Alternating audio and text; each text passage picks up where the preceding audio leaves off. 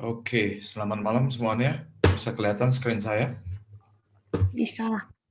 Bisa Bisa. malam. Selamat malam teman-teman semuanya. Semoga Malam. sehat dimanapun kalian berada. Thank you banget untuk kesempatan hari ini saya bisa sharing lagi tentang seperti biasa dengan keuangan.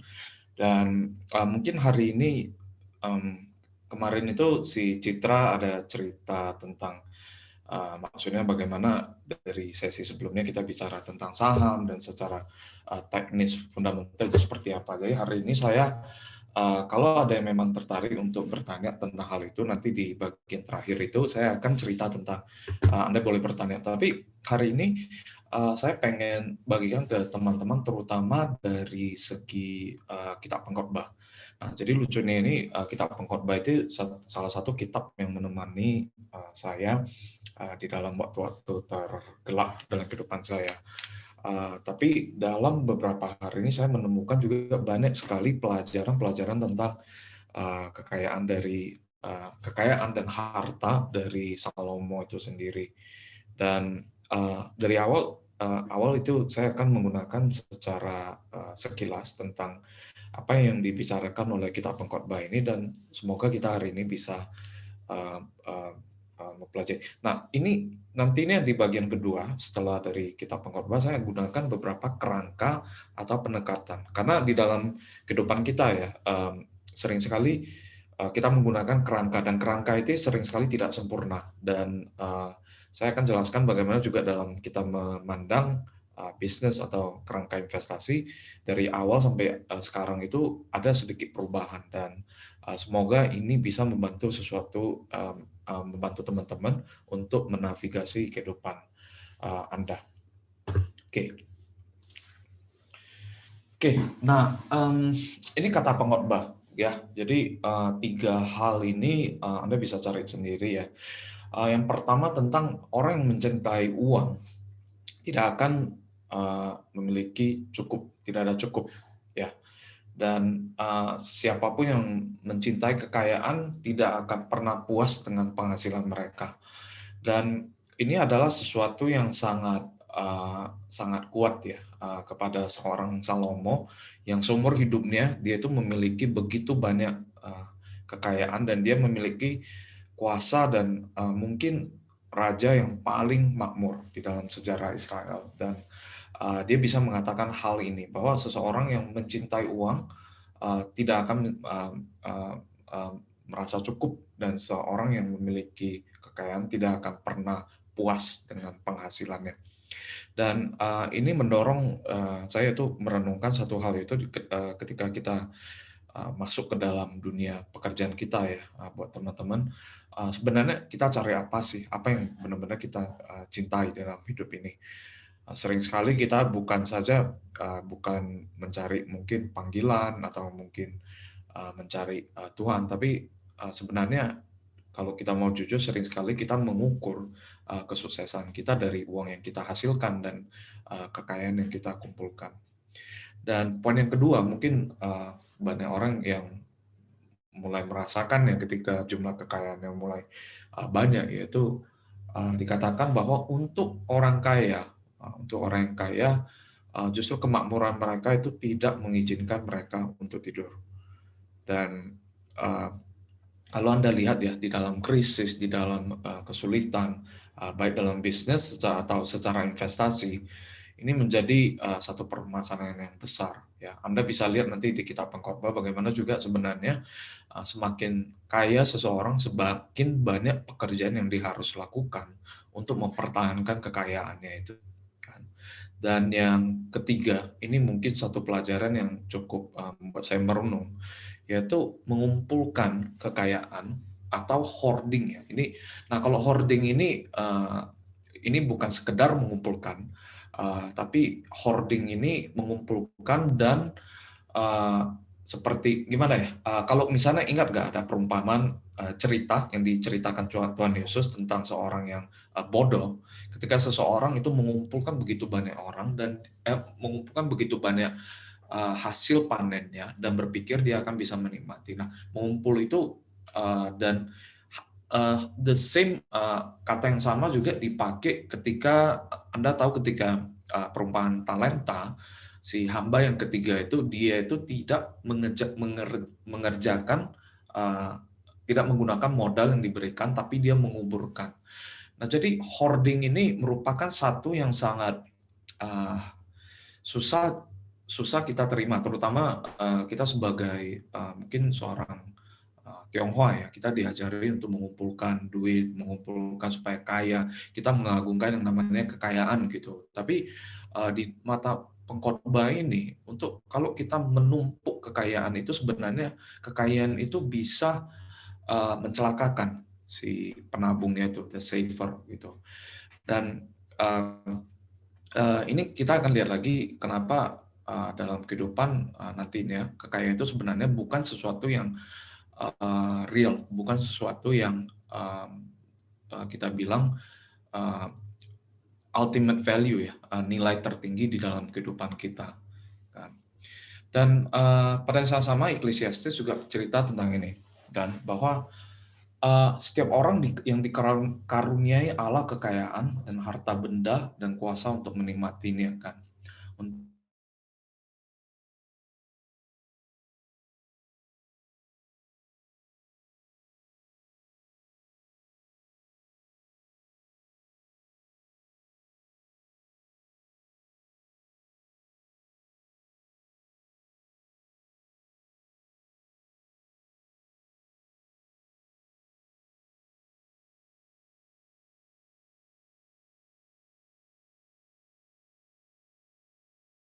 Kekayaan itu baik kesehatan, baik untuk menikmati hasil pekerjaan atau kekayaan itu semuanya adalah karunia dari Tuhan. Dan semakin lama saya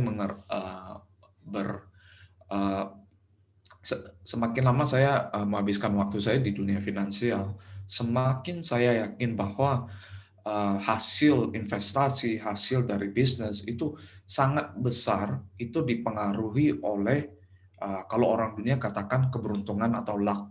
Tapi saya melihat itu sebagai sebuah karunia dari Allah. Ya, Anda suka atau enggak, Anda akan menyadari ya bahwa sering kita mengatakan bahwa kita berbangga pada pekerjaan kita.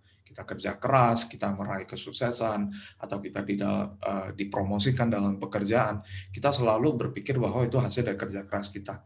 Tapi mungkin sekali-sekali Anda bisa melihat ke kanan kiri Anda akan menemukan banyak orang juga yang melakukan hal yang sama, orang yang bekerja sekeras Anda, orang yang sepintar Anda, tapi untuk satu atau dua hal, kenapa dia tidak menikmati kesuksesan yang sama dengan Anda. Dan biasanya kalau kita agak cari, kita agak akan melihat hal itu. Padahal sebenarnya banyak. Karena manusia secara alami akan melihat ke atas. Dia biasanya akan membandingkan diri mereka dengan orang-orang yang lebih sukses atau lebih kaya dari dia. Tapi dia tidak secara alami melihat ke bawah. Nah, kalau kita bilang di dalam bisnis atau di dalam investasi ya, kita perlu mengerti dulu apa yang namanya nilai atau value. Karena kemampuan kita mengerti ini akan menentukan tindakan-tindakan atau action yang kita lakukan untuk mengumpulkan nilai ini. Ya. Dan satu hal tentang yang dikatakan pengkhotbah ya.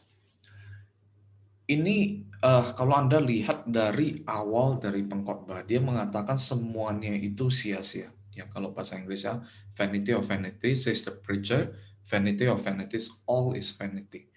Dan kalau Anda lihat keseluruhan kitab pengkhotbah, bahkan yang mengagetkan saya, bukan saja dia bilang kekayaan itu sia-sia, tapi bahkan di dalam wisdom, kebijaksanaan yang mungkin buat saya itu sebenarnya lebih berharga dari kekayaan. Kebijaksanaan lebih berharga dari kekayaan.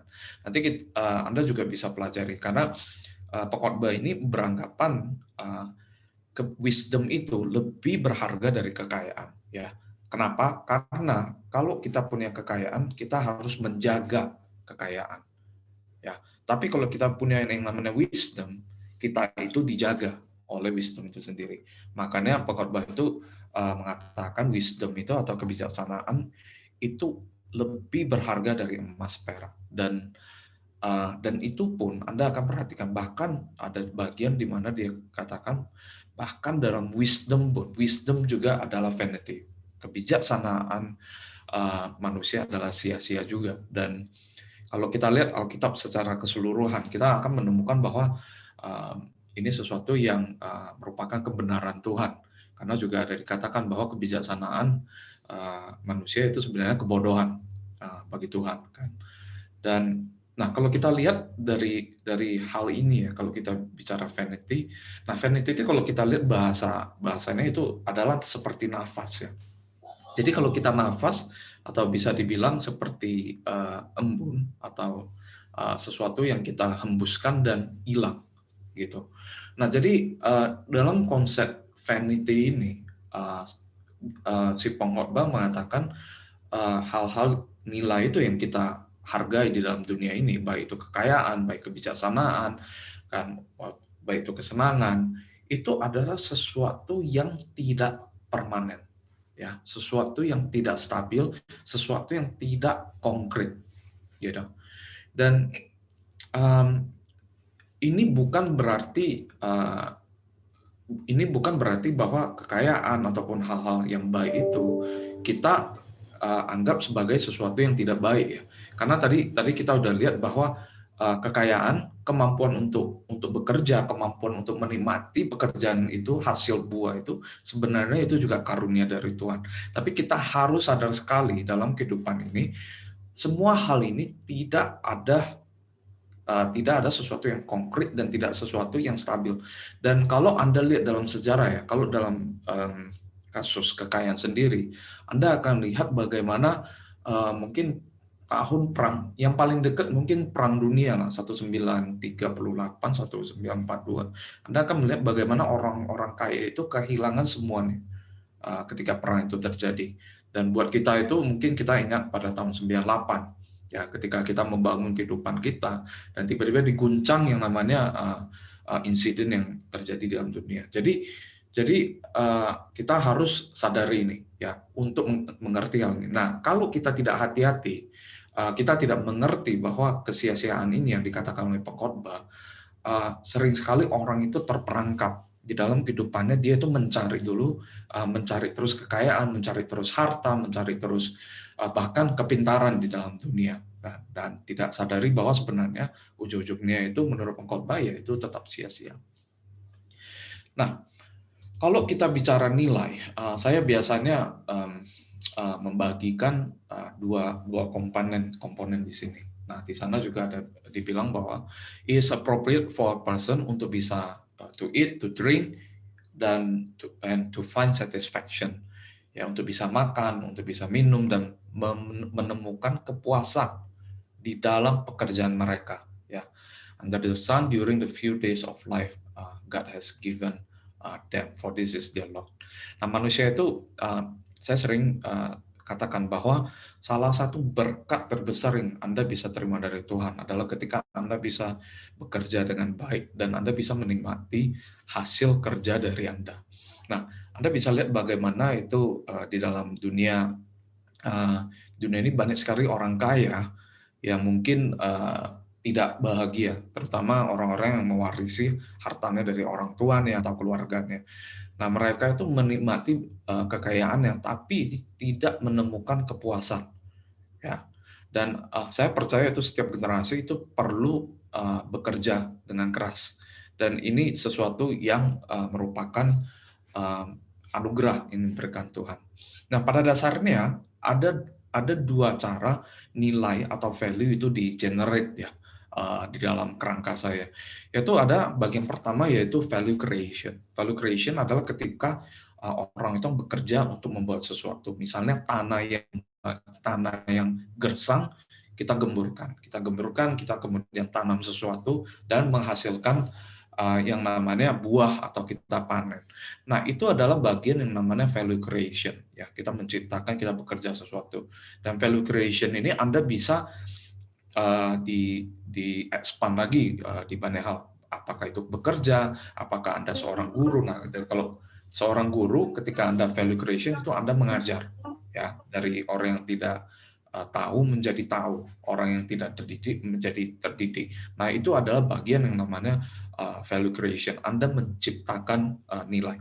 Dan buat saya sebagai orang Kristen, ini adalah bagian yang sangat-sangat mulia karena kita itu Tuhan kita adalah Tuhan yang menciptakan, dan Tuhan itu ketika Dia menciptakan manusia, manusia itu diberikan satu level sesuatu yang kita warisi dari Tuhan, dan Tuhan adalah Tuhan yang menciptakan, manusia adalah manusia yang menciptakan juga. Dan makanya bahkan sebelum manusia jatuh dalam dosa, itu manusia sudah mulai bekerja. Ya, jadi bekerja bukan sesuatu yang tidak baik, ya. Bekerja itu bahkan sebelum bekerja bukan hasil dari kejatuhan manusia. Ya, tapi bekerja itu memang bagian dari esensi kita sebagai manusia yang diciptakan Tuhan. Nah, menderita karena bekerja, nah itu adalah hasil konsekuensi dari dosa. Makanya kalau Anda lihat ketika manusia jatuh dalam dosa, diceritakan bahkan tanah yang manusia akan bekerja, dan tanah itu menolak untuk menghasilkan. Jadi kita itu benar-benar harus bekerja mati-matian untuk meng-create value ini. Nah, jadi ada bagian kedua yang namanya value extraction. Ya. Nah, value extraction dari sesuatu yang udah ada, kita itu menikmati, kan? Kita menikmati dan mengkonsumsi, ya. Dan saya kategorikan sebenarnya bagian value extraction ini adalah misal konsumsi dan investasi, ya. Dan investasi ini nanti Anda akan lihat kenapa saya bilang investasi. Dan di value extraction itu ketika kita istilahnya panen dari hasil kerja kita. Nah, apakah panen itu misalnya kita bekerja, kita dapat duit, kita pakai untuk jalan-jalan, kita beli sesuatu untuk kita nikmati. Nah, itu bagian dari value extraction. Nah, ada juga bagian yang namanya to steward. To steward itu kita menjaga. Menjaga dalam arti kalau bahasa Indonesia penata layanan. Tapi steward itu lebih seperti seorang manajer ketika kita diberikan satu aset yang gede dan kita harus menjaganya. Ya, kita harus menjaga dan memanage-nya on behalf of somebody. Kita menjaganya, aset itu bukan punya kita, tapi itu aset punya orang lain. Gitu. Nah, banyak yang bertanya saya, jadi posisi investasi sebagai fund manager sebenarnya di mana? Nah, kalau sebagai fund manager, orang yang membawa duit orang dan menjaganya, itu sebenarnya lebih banyak di value extraction.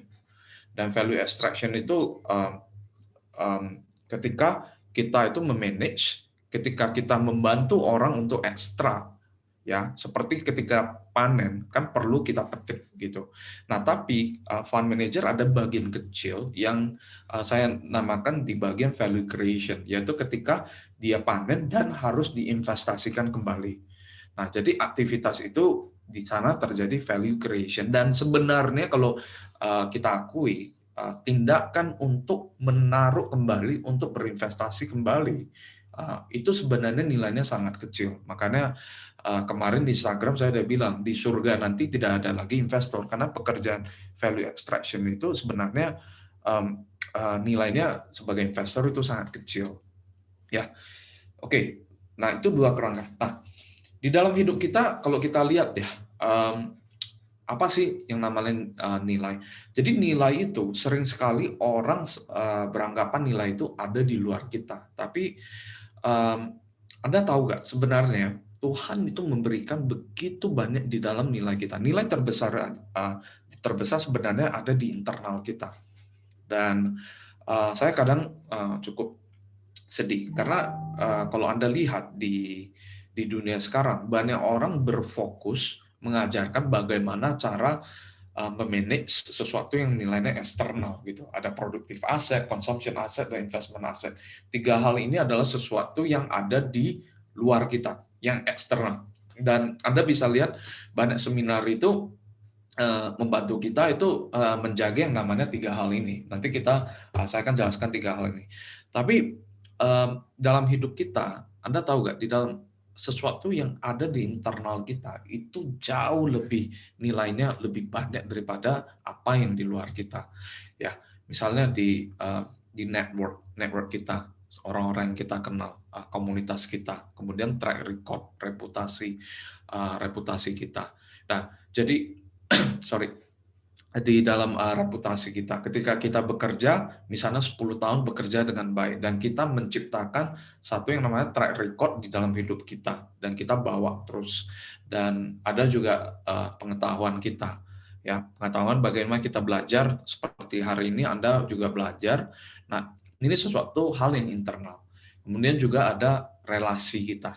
Relasi kita adalah ketika hubungan kita dengan keluarga kita, hubungan kita dengan teman-teman gereja kita, hubungan kita dengan teman-teman kantor kita, itu adalah sesuatu yang tidak bisa dihitung, tapi sesuatu yang berharga. Ya. Kemudian well-being, kesehatan kita. Nah, sering sekali saya lihat orang itu mengejar kekayaan tapi lupa ternyata kesehatannya juga. Anda perlu kesehatan untuk bisa menikmati hasil kerja dari Anda. Kemudian ada waktu. Nah, waktu ini sangat penting. Anda akan lihat waktu ini adalah setiap orang diberikan waktu setiap hari, waktu yang sama 24 jam. Dan setiap orang itu memiliki umur yang berbeda-beda. Dan Anda akan lihat terutama mungkin tahun lalu ya, tahun lalu ketika COVID terjadi, orang itu makin menyadari ternyata hidup manusia begitu fragile, begitu rapuh. Ya, dan saya rasa kalau misalnya tahun lalu itu mengajarkan kepada saya bahwa sebenarnya waktu kita di dalam dunia ini nggak banyak. Jadi kita benar-benar harus berdoa sama Tuhan untuk mengerti sebenarnya apa sih yang Tuhan pengen kita benar-benar lakukan di dalam usia kita yang begitu pendek di dalam kehidupan ini. Ya. Kemudian kemampuan kita, skill, dan yang terakhir ini yang paling penting buat saya, yaitu jiwa dan spirit kita. Dan nanti saya akan bicara sedikit tentang soul dan spirit ya. Kenapa ini juga sebenarnya bagian dari nilai yang kita harus invest terus. Ya, oke. Nah, coba kita hari ini saya nggak akan bicara terlalu banyak tentang sesuatu yang internal, tapi saya kenapa taruh ini di sini karena saya ingin ingatkan kepada teman-teman bahwa ini adalah sesuatu yang sangat berharga dan kita itu menghabiskan begitu banyak waktu di bagaimana cara mendapatkan aset-aset yang di luar kita. Tapi jangan lupa untuk menjaga, untuk merawat, dan juga menggunakan dengan baik aset-aset atau nilai-nilai yang ada di internal kita. Dan Anda ingat ya, ini yang ada di internal kita. Kenapa saya bilang jauh lebih berharga? Karena ini semuanya bisa dibawa kemana-mana. Anda hari ini pindah ke, misalnya dari Indonesia, Anda harus pindah Medan, misalnya Anda harus pindah ke Jakarta atau pindah ke negara lain, semuanya ini Anda bisa bawa. Dan tadi saya bilang kenapa soul dan spirit itu paling berharga, karena dari ini semua, soul dan spirit ini bisa Anda bawa sampai ke surga nantinya. Jadi jangan anggap enteng dengan aset-aset atau nilai-nilai internal kita. Nah, jadi kalau kita bicara tipe aset, ada 3, saya bagikan. Nah, ini satu kerangka lagi yang Anda bisa pakaikan, yaitu ada aset produktif, konsumsi, dan investasi. Ya, saya akan jelaskan satu persatu ya. Jadi, aset produktif adalah ketika ketika Anda dapatkan aset itu menghasilkan uang dan memerlukan pekerjaan. Nah, di sini kita bilang value creation lah. Ketika Anda beli mobil untuk bekerja atau mobil untuk bisnis. Nah, mobil itu menghasilkan uang, aset-aset produktif. Ya. Kemudian Anda mungkin ikut juga bukan saja aset yang tangible atau aset yang nyata, tapi ada aset yang bersifat tidak nyata. Misalnya Anda ikut kelas, misalnya atau Anda ikut seminar. Nah, kelas dan seminar itu Anda akan gunakan untuk meningkatkan earning power Anda, kemampuan Anda untuk menghasilkan dan ini nantinya akan translate ya, akan menjadi hasilnya misalnya kenaikan gaji Anda atau kenaikan karir Anda, skill Anda lebih banyak sehingga Anda bisa melakukan lebih banyak. Ya, kemudian ada juga yang misalnya kos, ada orang yang suka membeli kos, misalnya kos yang ada 10 kamar gitu kemudian dikerjain. Ada juga ruko dan properti komersial. Properti komersial itu seperti mungkin bangunan kantor atau bangunan mall. Dan Anda perhatikan ya, ini semua dibilang aset produktif. Kenapa? Perlu pekerjaan, perlu kerja. Ya, nah nanti saya akan saya akan kasih apa ya, kasih perbandingan juga. Kenapa ruko saya taruh di produktif, kemudian rumah saya taruh di aset konsumsi. Nah, kemudian ada tipe aset kedua yang namanya aset konsumsi. Nah, aset ini sifatnya itu ketika Anda beli sesuatu, Anda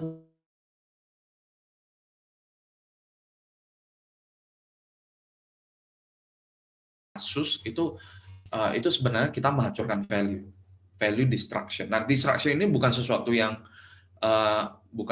yang jelek ya. Cuma ketika kita misalnya kita masak makanan, kita membuat satu makanan dan kita makan. Nah, ketika kita makan itu nilainya hancur ya karena kita makan gitu kan. Jadi di sini saya taruh misalnya rumah dan apartemen dan mobil mewah gitu. Nah, kenapa mobil mewah? Karena mobil mewah itu Anda tahu sendiri ketika kita beli mobil mewah ya, itu sesuatu yang kita nikmati, kita enjoy, belum tentu kita perlukan. Nah, karena kalau kita hanya beli mobil untuk bekerja, ya Anda tidak perlu mobil mewah gitu. Jadi Anda beli mobil mewah itu, saya nggak pernah dengar orang misalnya beli BMW atau Lexus itu untuk mobilnya untuk produktif, enggak, mungkin untuk personal branding atau gimana ya. Jadi dalam consumption ya kita enjoy aja. Dan rumah itu cukup unik ya, karena biasanya yang namanya aset konsumsi itu nilainya itu turun ya, tapi rumah itu bisa dibilang satu-satunya aset di mana kita konsumsi nilainya itu masih tidak mengalami penurunan, bahkan dalam beberapa kasus mengalami kenaikan gitu. Nah, alasannya ada kenapa? Karena rumah itu ada dua elemen, ada bangunan dan tanah. Nah, kalau Anda pakai rumah itu mungkin 20 tahun, nilai bangunannya itu turun, Anda konsumsi. Nah, Anda yang punya rumah Anda pasti tahu ya, setiap tahun itu Anda harus habisin, kalau perhitungan saya kemarin itu sekitar 1-1,5% nilai rumah Anda setiap tahun untuk memaintain lah. Kadang ada bocor, ada cat gitu. Yang mungkin rumah baru 3-5 tahun itu belum ada. Tapi kalau rumahnya udah di atas itu, Anda perlu membayar uang untuk menjaga kondisi dari rumah itu sendiri. Nah, sedangkan Anda lihat tanah itu memang kita akan lihat kenaikan tanah itu hampir sama di atas, bukan hampir sama, di atas inflasi. Jadi ketika Anda pakai rumah itu selama 20 tahun, ya Anda perhatikan ada harga tanahnya naik, bangunannya turun. Nah, Anda tahu sendiri kalau orang beli rumah yang udah 30 tahun, terkadang harganya itu udah dihitung harga tanah aja. Kalau harga bangunannya udah terkadang dihitung gratis. Gitu. Nah, kemudian terakhir itu bagian aset investasi. Dan biasanya ini tanah, tadi saya bilang, kemudian saham atau fixed income atau obligasi ya.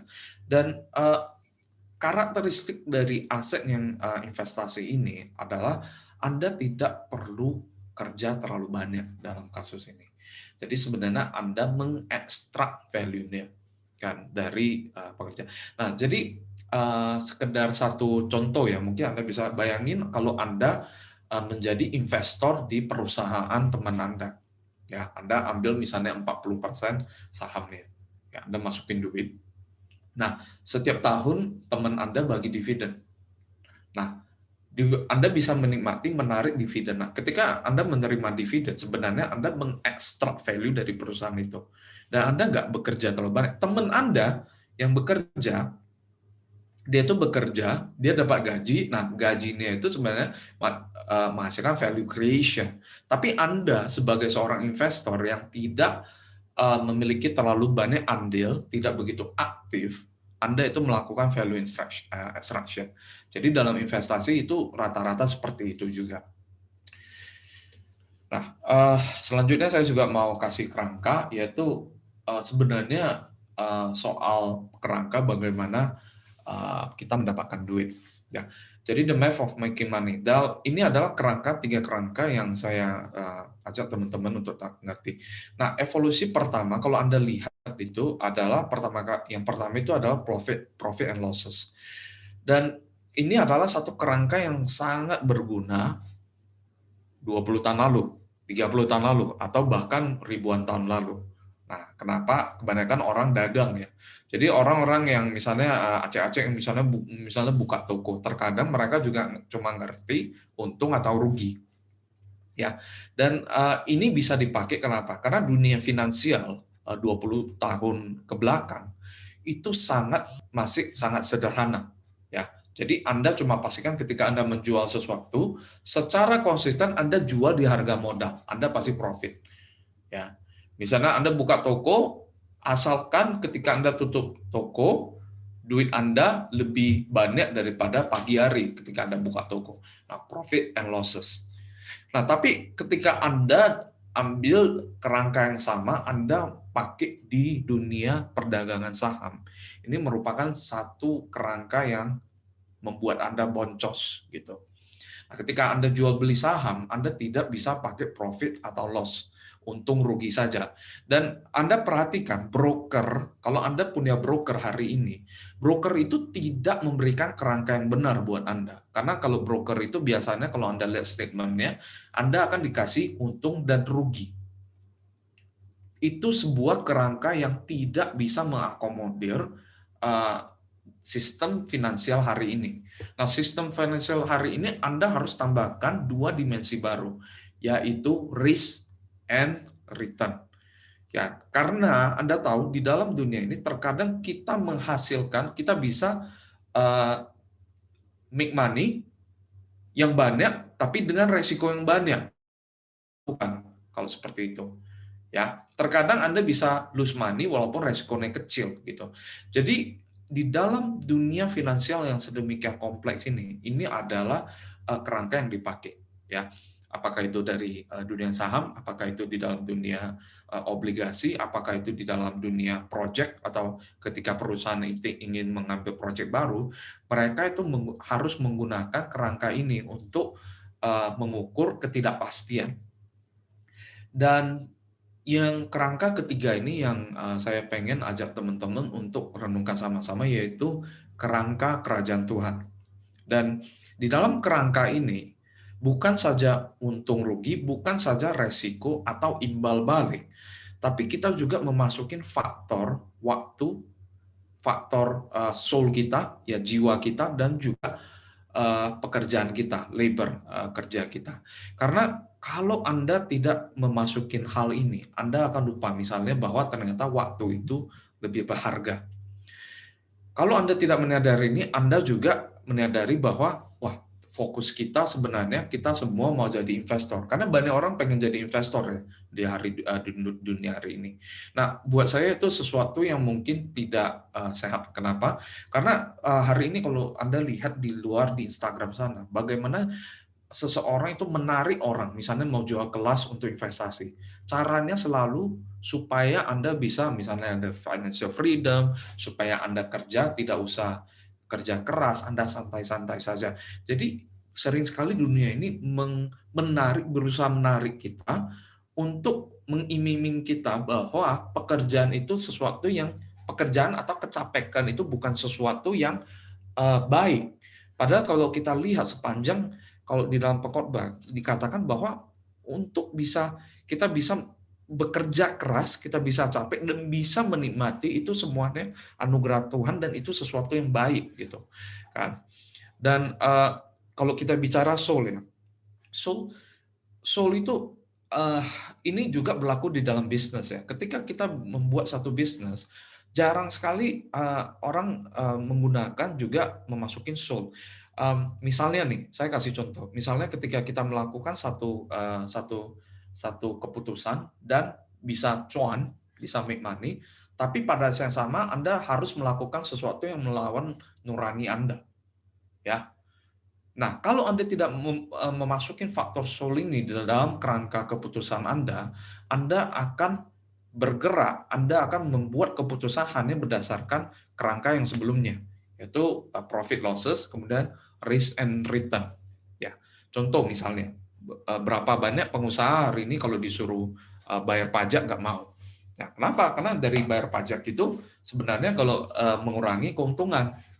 Nah, kalau dia mengoptimalkan keuntungannya, ya pajak itu kalau nggak dibayar ya nggak apa-apa gitu. Padahal kalau kita lihat sebagai seorang Kristen, kalau kita lihat apa yang kita pelajari di dalam firman Tuhan, ya kita harus berikan membayarkan kewajiban kita.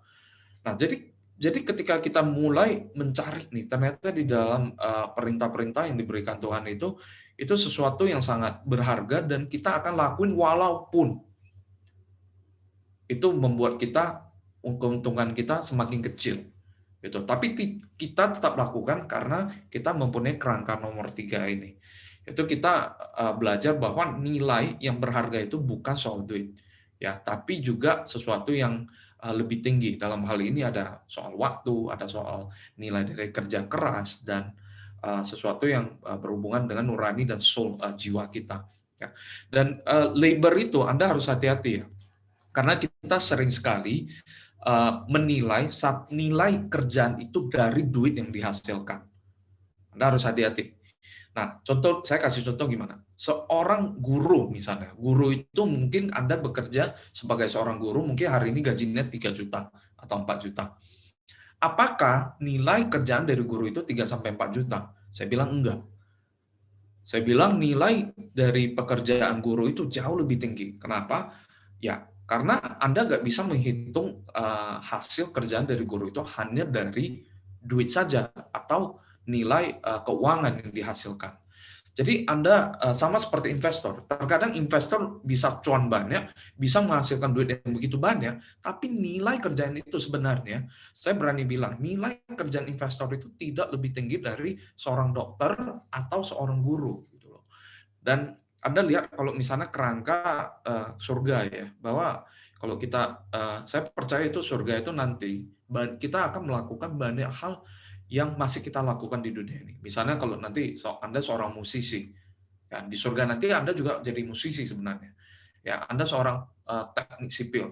Nanti di surga Anda perlu bangun begitu banyak jalan. Jadi surga itu bukan soal awan sama malaikat dengan gitar doang gitu loh. Dan dulu itu saya pikir, wah kalau nanti kita ke surga suatu hari kita cuma main musik. Enggak, di sana itu orang-orang yang belajar, orang kita akan terus belajar. Guru itu juga terus memikirkan, terus mendidik. Ya, dalam ilmu kita belajar begitu banyak yang Tuhan berikan kepada kita. Kan? Dan ya, yang kita tahu investor ngapain? Sebenarnya investor di surga nanti kerjanya ya setelah gue udah berusaha mikir sih, tapi sepertinya tidak ada. Dokter gigi juga ya kemungkinan tidak ada lah, karena nggak ada orang yang giginya rusak di sana. Dan jadi Anda harus ingat ya bahwa nilai pekerjaan Anda itu bukan sekedar nilai keuangan yang dihasilkan Anda. Nah, dan ini yang penting sekali ketika Anda masuk ke dalam dunia investasi. Dan ini yang saya bilang transcendence ya. Transcendence itu sebenarnya dari katanya kalau Anda lihat, ini saya menggunakan kata yang mungkin transcendence itu kalau Anda lihat ya, meditasi itu orang yang bisa kayak keluar dari badan sendiri, kemudian melayang gitu. Tapi transcendence dalam hal ini konteksnya adalah transcendence secara waktu. Ya. Jadi transcendence secara waktu adalah kemampuan Anda untuk bisa keluar dari yang namanya sekarang. Ya. Dan sekarang itu kalau kita keluar dari sekarang itu berarti ada dua, masa depan dan masa lalu. Nah, kalau kita lihat ke masa depan yaitu ketika kita bisa merencanakan masa depan kita. Yang namanya planning. Kemudian ketika kita lihat ke belakang adalah ketika merefleksikan, merenungkan apa yang terjadi di masa lalu. Dan ini adalah hal yang sangat unik kepada yang diberikan Tuhan kepada manusia. Ya. Jadi kemampuan untuk bisa memplanning, merencanakan, dan kemampuan untuk bisa merefleksikan masa lalu. Dan apalagi kalau Anda berinvestasi, ini sangat penting. Ya. Orang-orang yang trading, orang-orang yang jual beli, Anda perhatikan, adalah orang-orang yang tidak mampu keluar dari waktu sekarang. Makanya action yang dilakukan itu sangat cepat sekali. Ya, Anda jarang sekali dengar orang trading 2 tahun lagi, misalnya, oh ini perusahaan jadi apa? Tidak peduli. Yang penting ketika saya beli apa yang terjadi 1 menit lagi, atau 5 menit lagi, atau besok gitu. Dan jangka waktu time horizon-nya itu sangat pendek. Nah, jadi kalau kita lihat ke masa lalu ya, itu kita bisa mengerti tentang siklus dari bisnis. Ya, kita bisa lihat juga laporan keuangan sesuatu untuk mengerti satu perusahaan, untuk mengerti satu tren. Dan yang paling penting adalah kemampuan dari kita untuk belajar dari masa lalu. Ya. Kemudian kalau kita bicara soal planning adalah kita bisa merencanakan di masa depan seperti apa sih, perusahaannya seperti apa sih. Nah, kalau Anda bilang ini perusahaan itu bagus, Anda itu mampu memvisualisasi misalnya 5 tahun lagi nih, satu perusahaan ini bisa menghasilkan hal ini, dan Anda mampu untuk menunggu dan sabar. Dan ini adalah satu pelajaran yang harus kita pelajari terutama di generasi milenial ya. Generasi milenial Anda tahu, Anda mau nonton apa, Anda mau dengar apa, Anda tinggal buka Spotify atau YouTube atau Netflix. Saya masih ingat waktu saya kecil ya, itu kalau mau nonton Satria Baja Hitam, itu harus nunggu, nggak tahu hari apa itu kan. Misalnya hari Rabu jam 7.30, nunggu terus sampai 7.30 kemudian diputar. Nah, jadi kemampuan nunggu, kemampuan untuk sabar supaya kita bisa menikmati sesuatu adalah sesuatu yang mungkin generasi milenial sekarang susah untuk mengerti. Dan kalau Anda bisa melakukan itu, kalau Anda bisa lebih sabar dari orang, Anda sudah mempunyai keuntungan. Dan bukan keuntungan di dalam investasi aja, karena kalau Anda lihat kerangka seperti ini adalah kerangka yang bisa dipakai di dalam dunia bisnis juga. Nah, Anda akan lihat ya, di dalam dunia bisnis, sesuatu yang bisa yang memerlukan waktu yang sangat panjang, lebih panjang, itu nilainya akan lebih banyak. Misalnya Anda trading, misalnya jual barang, beli barang dari tempat, kemudian jual lagi. Nah, itu kan tidak perlu waktu yang begitu panjang. Bandingkan hari ini misalnya Anda investasi misalnya di sawit gitu. Sawit itu Anda bisa nggak tunggu 3 tahun, 5 tahun, Anda nanam, kemudian baru ada 15 tahun Anda panen. Nah, Anda harus nunggu, Anda harus kerja, Anda tidak bisa melihat hasil Anda sampai tahun ketiga, tahun keempat.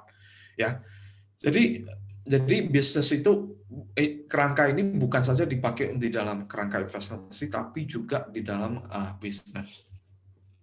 Nah, jadi bagaimana kalau kita melihat dari nilai satu yang namanya aset ya. Jadi saya pakai slide ini untuk bisa teman-teman pakai untuk menilai kan sesuatu yang kita konsumsi, sesuatu yang kita pakai ya. Bagaimana cara kita menilai kan. Dan sebenarnya saya pakai ini dalam pengambilan keputusan finansial. Tentu saja ketika kita mau membeli sesuatu, kita kan mencari nilainya. Saya kasih contoh di sini. Misalnya Anda membeli satu Honda sepeda motor. Sepeda motor itu 20 juta. Nah, kalau Anda hitung depresiasi 5 tahun, ya, per bulan Anda harus bayar 300.000. Tanya dong, kapan saya boleh beli mobil? Nah, kapan saya boleh beli mobil? Ya Anda lihat aja. Anda sekarang bisa nggak bayar 3 juta per bulan? Karena Avanza yang 200 juta, kira-kira seperti itu harganya. Jadi 300.000, kalau misalnya Anda baru mulai kerja nih, mulai dari nol, gaji Anda baru 3 juta atau 3,5 juta per bulan misalnya. Ya kalau Anda udah ada sepeda motor, ya udah, nggak apa-apa gitu. Tapi kalau Anda melihat, wah, gue pengen beli mobil nih, kemudian Anda nggak sadar, ternyata mobil Avanza itu 3 juta per bulan. Kan? Nah, jadi Anda perhatikan, kemudian ada juga kalau Anda mau upgrade mobil, udahlah pakai Lexus yang 1M misalnya. Nah, itu 16 juta per bulan kalau Anda pakai 5 tahun. Jadi dengan Anda membagi itu istilahnya biaya bulannya. Ini belum termasuk mungkin maintenance dan lain-lainnya. Tapi paling sedikit Anda punya kemampuan untuk menakar nih nilainya itu berapa, kan? Nah, yang menarik di sini saya mulai masukin nih Rolex yang 200 juta. Nah, Rolex 200 juta, saya nggak tahu ada nggak Rolex 200 juta, tapi anggaplah ada lah ya. Nah, Rolex 200 juta Anda lihat nilainya sebenarnya secara nilai itu lebih tinggi dari Avanza kalau dianggap konsumsi ya. Nah, kenapa? Anda bisa lihat sebuah jam tangan Rolex itu secara nilai, walaupun sama dengan sebuah mobil Avanza yang 200 juta, tapi Rolex itu Anda bisa pakai 20 tahun, 30 tahun, dan nilai depresiasinya sangat rendah. Dan biasanya ada residu value-nya. Nah, jadi bukan saja masalah nilai atau harga dari satu aset, tapi juga berapa lama dan dipakai untuk apa. Nah, tentu saja kalau misalnya Avanza Anda pakai untuk produktif nih, Anda sewain ke orang atau Anda pakai untuk transportasi. Nah, nilainya nggak bisa pakai kerangka ini karena ini adalah consumption aset, ya. Nah, kemudian rumah yang 2M misalnya. Nah, rumah 2M Anda perhatikan kenapa ada perbedaan di sini dengan apartemen yang 2M. Nilainya sama, tapi Anda perhatikan, saya ada perhitungannya. Nah, rumah itu 2M, ketika Anda konsumsi, karena tadi saya kan ada bilang kan, bahwa ketika Anda beli rumah, ada tanah, kemudian bangunan. Nah, saya asumsi itu rumah itu bangunannya itu sekitar 40% dari total nilai, jadi 60% nilainya di tanah. Nah, artinya ketika Anda mengkonsumsi rumah ini, yang Anda pakai itu adalah yang Anda konsumsi adalah bagian rumahnya, sehingga dari sini perman price-nya ini rumah itu lebih rendah. Sedangkan apartemen, kalau Anda tahu apartemen itu tanahnya kecil, bangunannya lebih tinggi. Terkadang itu nilai bangunannya bisa 70% sampai 80% dari nilai seluruh apartemennya itu sendiri. Nah, dari apartemen yang 2M ini, nah sebulan itu bisa sekitar 4,7 juta per bulan. Nah, Anda bayangin setiap bulan Anda bayar 2,7 atau 4,7. Padahal nilainya sama ya, sekali lagi, sama-sama 2M. Nah, kemudian ada juga yang mungkin kalau kita lihat liburan, misalnya Anda setahun liburan sekali, Anda habisin nih 24 juta. Kalau dihitung per tahun itu 2 juta. Nah, tapi Anda lihat dari segi vacation liburan ini, walaupun nilainya tinggi, tapi ini adalah sesuatu yang Anda bisa simpan. Dan buat saya ini, saya menghargai sesuatu yang sifatnya experience, pengalaman, sesuatu yang sifatnya memori ya, sesuatu yang bisa kita lihat lagi, kita enjoy lagi bahkan 5 tahun kemudian, 10 tahun kemudian. Dan ini yang membangun nilai di dalam kehidupan kita. Kita mempunyai satu istilahnya satu pengalaman yang kita sharing bersama, dan ini memori-memori ini sesuatu yang kita akan bawa sampai kita sebenarnya ya sampai kita mati. Surga saya nggak tahu kita masih ada bawa atau enggak.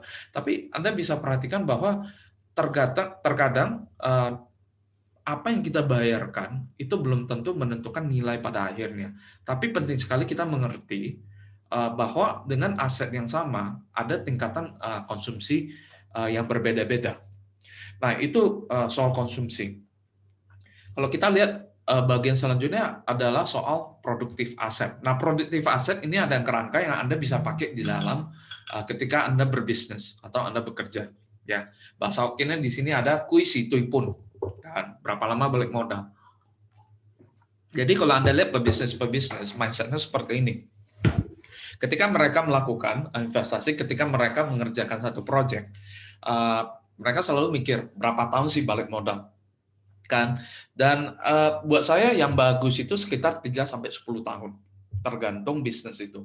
Nah, ada bisnis yang memang seperti sawit misalnya yang perlu kerjaan yang begitu berat dan mungkin perlu 10-15 tahun. Dan ini sesuatu yang bagus. Kenapa? Karena Anda bekerja 10 tahun tapi sebenarnya Anda bisa nikmati mungkin 20 tahun, kan. Jadi tergantung bisnis juga. Ada bisnis yang sifatnya trading, yang cepat, yang jual beli, kadang itu 2 tahun sampai 3 tahun Anda sudah bisa balik modal.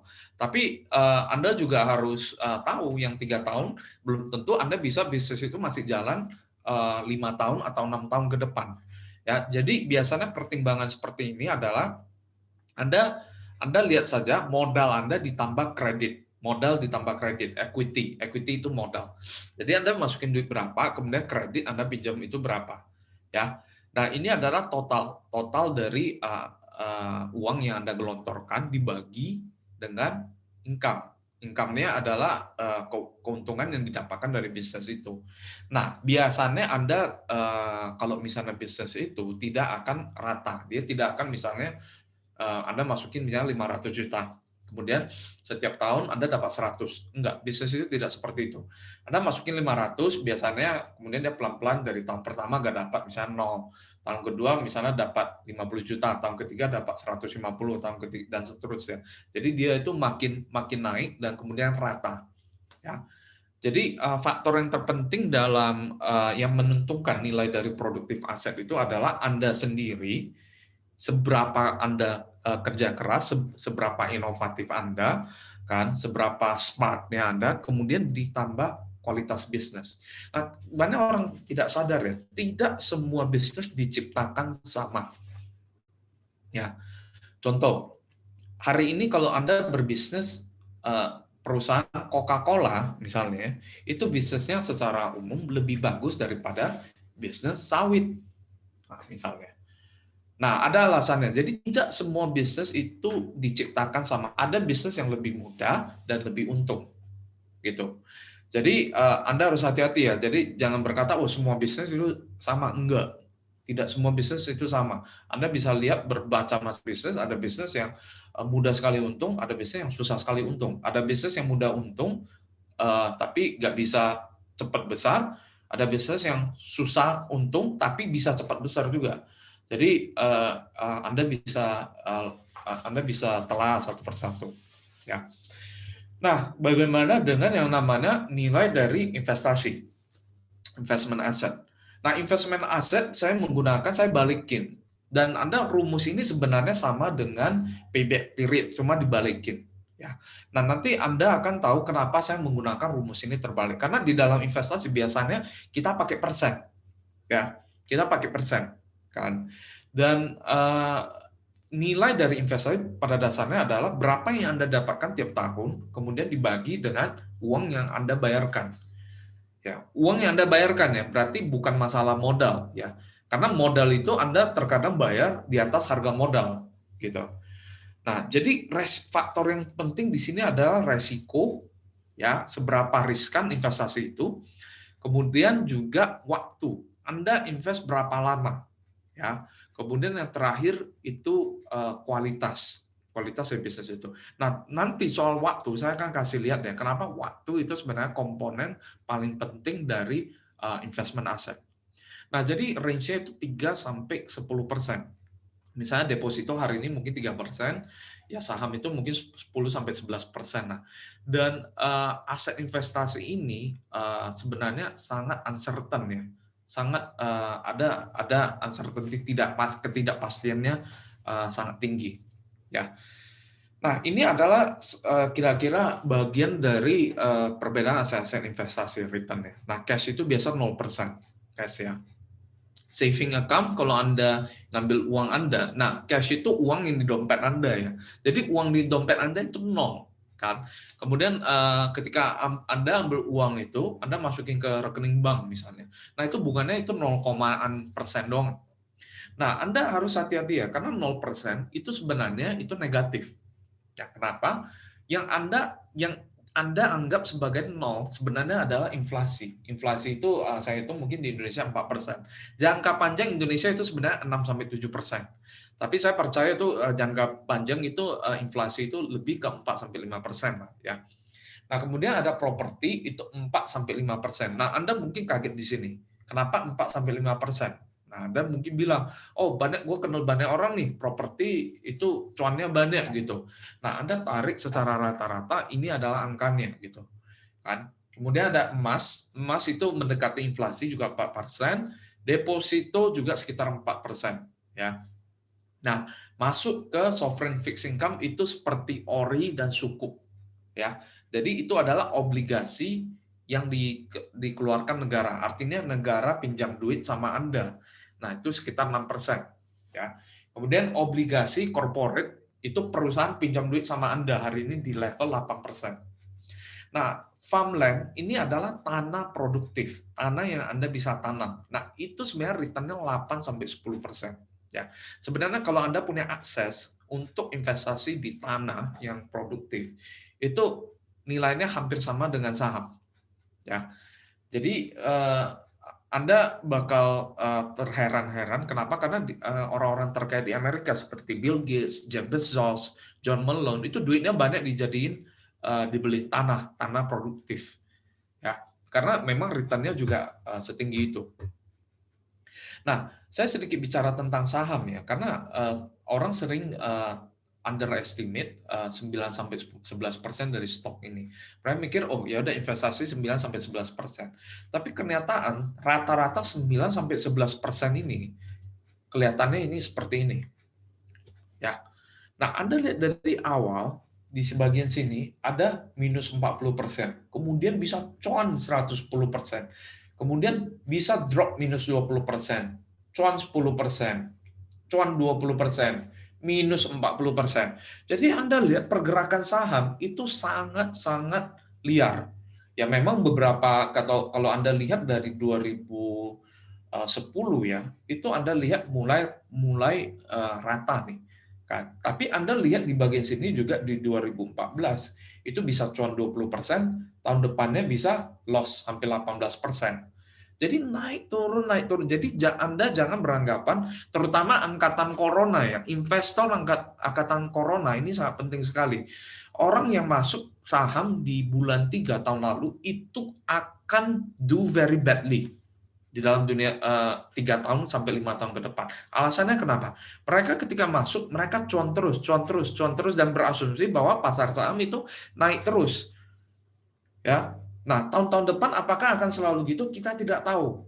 Ya. Jadi kita harus hati-hati. Jadi kuncinya sebenarnya investasi bukan Anda masuk di bawah secara konsisten, kemudian jual di atas. Bukan itu. Kuncinya adalah Anda konsisten setiap tahun Anda nabung, Anda invest. Karena kalau Anda lakukan itu secara konsisten, Anda bisa dapat 9 sampai 11%. Nah, kemudian juga ini adalah saya sering tanya ke orang, kenapa kita bisa cuan ya di pasar saham atau di sesuatu yang sifatnya finansial ya. Jadi pada dasarnya ada alasan kenapa kita bisa cuan, yaitu ini katanya Inggrisnya itu arbitrage. Arbitrage itu adalah ketika kita bisa menjual sesuatu yang sama di nilai yang berbeda karena ada faktor-faktor pembeda. Nah, mungkin yang paling mudah itu saya jelaskan adalah yang tengah ini, yaitu information arbitrage. Nah, information arbitrage itu kalau seperti orang-orang Medan, orang berbisnis dulu itu kan ada info. Misalnya nih ada info, misalnya di sini bisa dijadiin lahan sawit, atau di sini bagus, di bawahnya ada emas. Anda ada informasi, orang lain tidak bisa informasi. Misalnya dia jual tanahnya di harga 1.000 karena dia tidak tahu, dia tidak ada informasi. Anda punya informasi, Anda beli di 1.500, ya nanti Anda cuan karena mungkin itu di dalamnya ada nilainya 2.000. Anda tahu sesuatu, Anda beli 1.500. Jadi di sini ada terjadi arbitrage secara informasi. Ya, apa yang Anda ketahui bisa menghasilkan uang.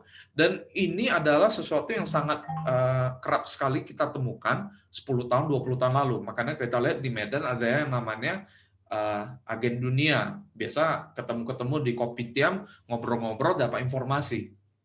Informasi itu Anda bisa ubah menjadi cuan. Gitu.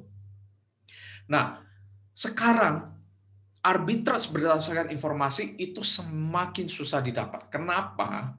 Karena kita ini hidup di dunia era kelimpahan informasi. Artinya apa? Informasi itu sudah sangat banyak. Jadi di luar sana. Nah, makanya saya hari ini selalu bilang sama orang, kalau mau main saham, Anda tidak usah baca koran. Kenapa?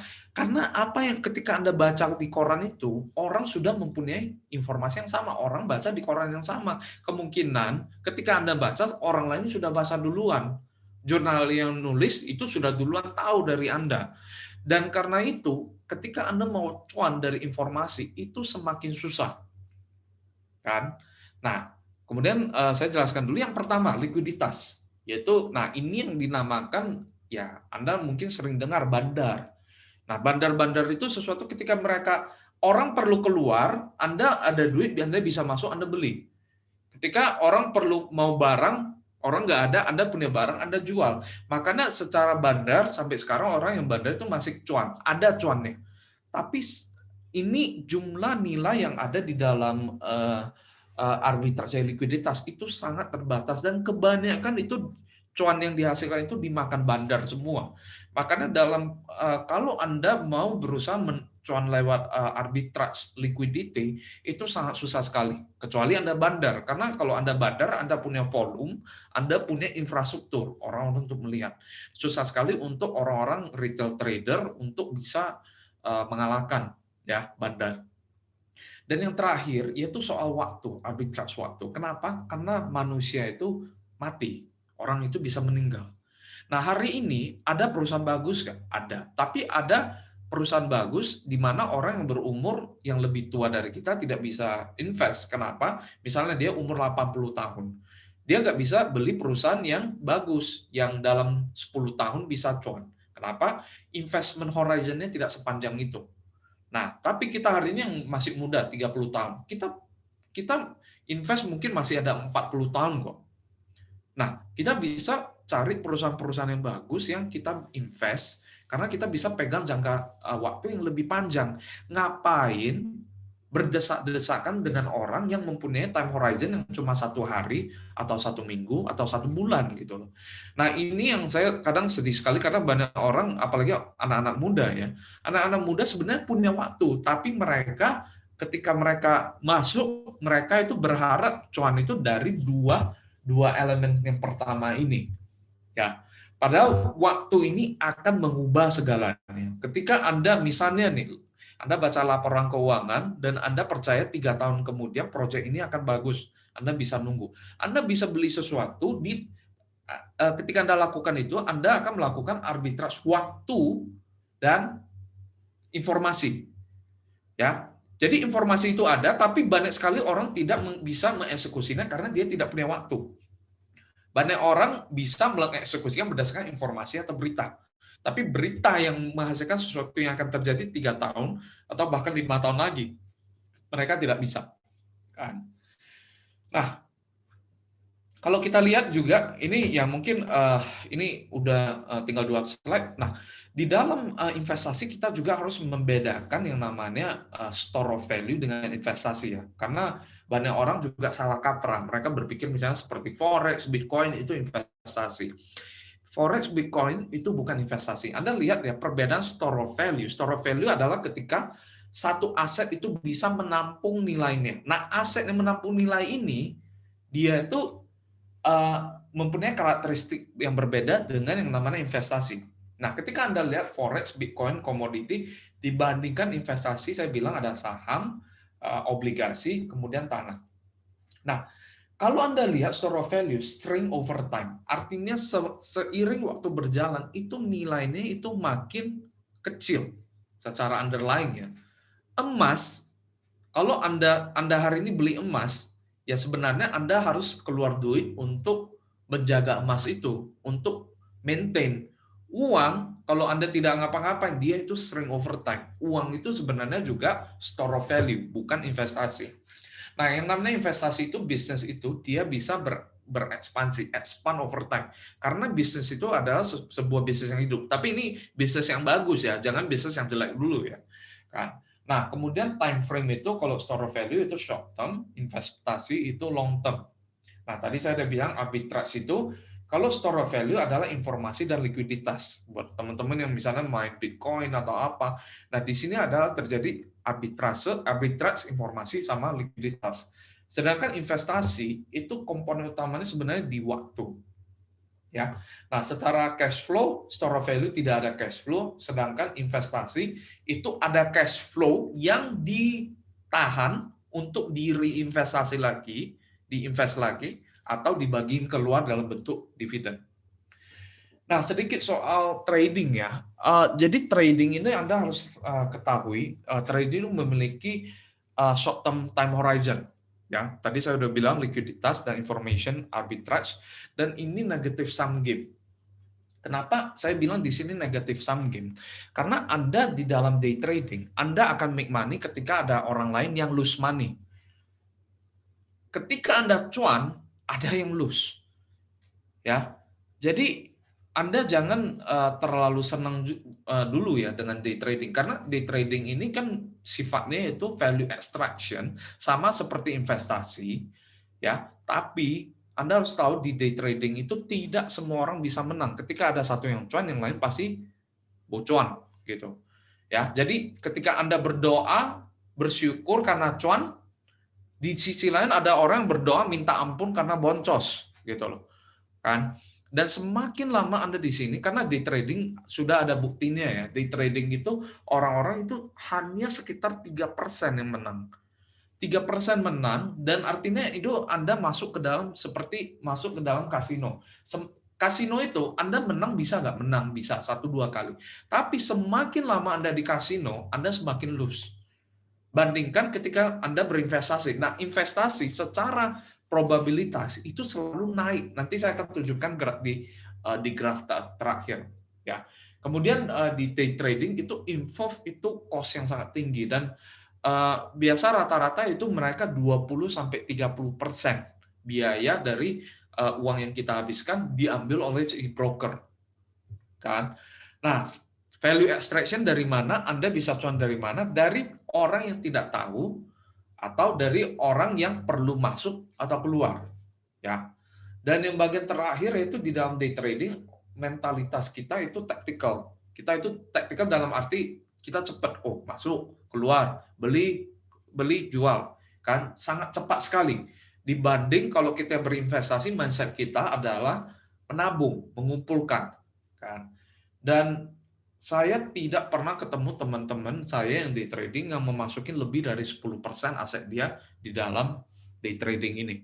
Padahal saham ini, banyak sekali teman-teman saya yang value investing itu bisa memasukin bahkan 70-80% dari asetnya di dalam investing.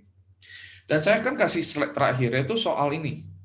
Itu tentang investasi ya. Jadi saham-saham yang terbaik itu sebenarnya overtime itu compound, dia akan berkembang. Jadi waktu itu sebenarnya teman dari bisnis yang baik. Dan saham itu Anda jangan hanya lihat sebagai secari kertas. Saham ini saya bilang adalah stake, adalah kepemilikan di dalam real business. Ya. Nah, kalau teman-teman tahu, ini saya hanya ambil dari 3 chart ini. Ya, yang pertama itu BRI. Nah, Anda bisa naik terus. Yang kedua itu adalah perusahaan yang namanya Astra. Nah, Astra ini memang kalau Anda lihat jangka panjang itu tidak seperti BRI. Ada alasannya. Astra itu sebenarnya dia tiap tahun bagi dividen. Jadi return yang Anda dapatkan bukan saja yang Anda lihat dari sini. Setiap tahun dia bagi 2-3% dari sini. Jadi sebenarnya return dari Astra itu sebenarnya lebih tinggi dari ini. Ya, tadi saya bilang dari value extraction, cash flow itu ada 2. Ketika itu di reinvest lagi, jadi seperti yang lebih mirip dengan yang pertama ini, BRI. BRI kasih dividen sangat rendah, kan? Ketika dibagi keluar di distribusi ya dalam bentuk dividen, Anda mungkin melihat ini, dia secara chart, secara harga masih stabil. Dan yang terakhir yang di bawah ini sebenarnya IHSG sih. Anda lihat apa yang terjadi di Maret 2020, Anda bayangin orang ketakutan keluar atau apa. Tapi kalau orang itu berinvestasi secara konsisten, misalnya udah 20 tahun dia investasi, 2020 itu hanya 1 tahun doang bagian yang hilang. Dan toh setelah dia bangun di 2021 recover lagi, dan ini perkumpulan akumulasi nilai itu akan terus berlanjut. Dan bagian terakhir ini adalah yang dibilang oleh, dan ini diambil dari pengkhotbah juga sih, the patient in spirit is better than the proud in spirit. Yaitu kesabaran ini adalah satu nilai yang sangat penting sekali di dalam perjalanan investasi kita. So itu yang terakhir. Mungkin saya akan buka, saya balikin dulu ke moderator kalau ada yang mau bertanya atau gimana ya kepada. Oke, thank you Kopis untuk sharingnya. Jadi ini topik yang menarik ya, the value of equity. Dan sudah dijelaskan dengan sangat banyak ya dari aset dan sebagainya. Oke, mungkin dari teman-teman ada yang mau bertanya, persilakan ya. Boleh via chat atau langsung dari videonya, silakan.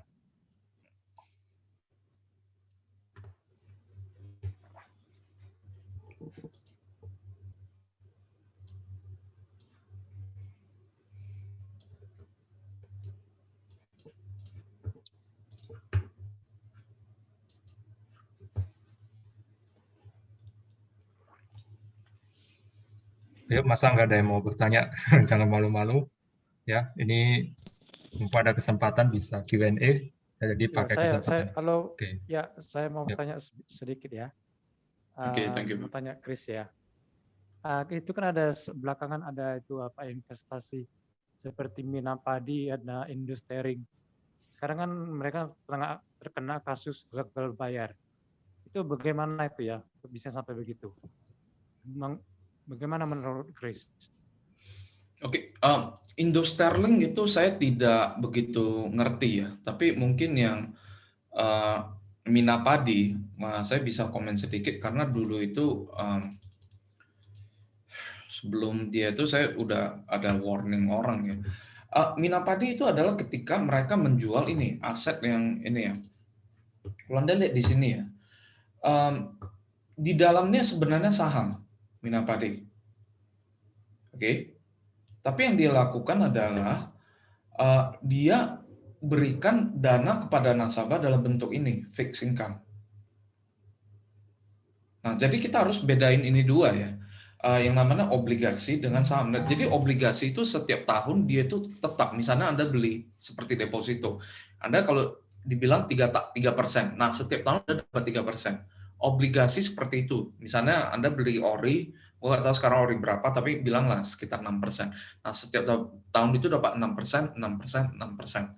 Nah, kebanyakan orang, mereka suka sesuatu yang pasti. Tapi buat mereka 6% tidak cukup. Makanya dia harus janjiin jadi 11%. Nah, ketika dia janjiin 11%, satu-satunya cara dia untuk mendapatkan 11%, kalau kita lihat dari sini, itu apa? Cuma ada ini dong, saham. Kan? Nah, saham kalau pintar, fund manajernya sebenarnya bisa 15% ya. Tapi jarang sekali orang bisa. Ya, nggak semua orang. Nah, dana semakin besar juga semakin sedikit. Hari ini kalau misalnya dananya di bawah 500 M ya, Anda masih bisa mungkin dapat sekitar 18% kalau Anda jago. Nah, tapi sekarang gini, dia janjiin orang 11%, kemudian ini dia Anda bisa ngambil dari sini. Anda bisa lihat di Mina Padi, dalamnya ini saham semua. Di prospektusnya itu saham. Kan? Nah, ketika dia lakuin ini, kalau misalnya si manajernya tidak mempunyai kemampuan, artinya ketika dia 9% dapat nih saham. Tadi saya kan kasih lihat, dia ada naik turun. Dia harus subsidi ini ya, 2% di sini. Dari kocek mereka sendiri. Nah, kalau misalnya 2 tahun berturut-turut, misalnya 7%, misalnya 9%, dia harus subsidi 4%. Anda hitung aja seberapa lama dia bisa gitu. Dan ada waktu di mana pasar itu bisa negatif. Ini 9 sama 7 masih positif ya. Apalagi kalau minus terjadi di 2016. Nah, kalau nggak salah Mina Padi dananya 4 triliun. 4 triliun kalau hari ini mau seperti ini. Ini udah syukur. Ini adalah, nah semakin gede ya, dia itu semakin ada gravitasinya 9-11%. Tapi kalau misalnya Anda semakin gede, nah untuk jauh dari ini 9-11 sangat susah, kecuali kalau Anda ambil resiko semakin banyak. Dan Mina Padi akhirnya dia nggak bisa lagi, dia gagal bayar. Terutama apa yang dilakukan adalah ketika dia mencari ini lebih banyak lagi, apa yang dilakukan dia mengambil lebih banyak resiko untuk bisa dapat ini. Dia ngambil lebih banyak resiko, salah pula, akhirnya gagal bayar waktu itu. Nah, akhirnya semuanya waktu itu belum sempat gagal bayar ya.